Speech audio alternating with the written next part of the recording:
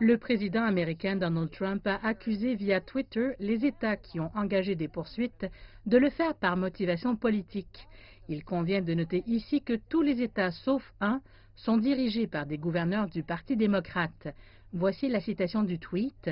« Comme je l'avais prédit, 16 États, principalement dirigés par des démocrates favorables à une frontière ouverte, ainsi que la gauche radicale, ont intenté une action en justice. Et bien sûr, en tête de liste, la Californie, l'État qui a gaspillé des milliards de dollars pour son train rapide, hors de contrôle et sans espoir de s'achever, semble être aux commandes. » Fin de la citation. La réponse du président survient alors que davantage de manifestations s'organisent à travers le pays. Plus de 200 villes se sont mobilisées contre son urgence nationale. Un sondage PBS montre que 6 électeurs américains inscrits sur 10 désapprouvent l'urgence nationale de Trump.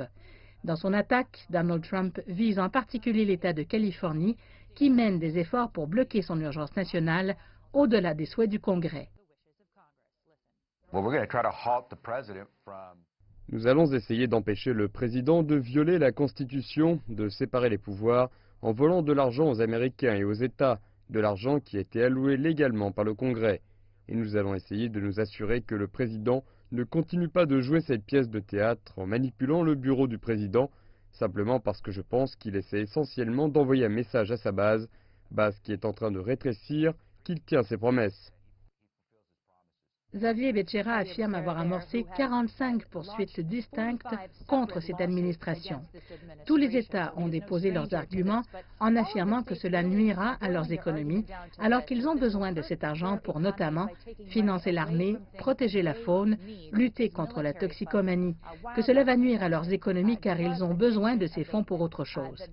D'autres poursuites sont aussi attendues des syndicats de la liberté et d'autres groupes d'intérêt contre le président pour sa déclaration d'urgence nationale qui, en passant, et ce sont les mots que le président a utilisés vendredi dans la roseraie de la Maison-Blanche, n'était pas nécessaire, qu'il n'avait pas à déclarer cette urgence nationale.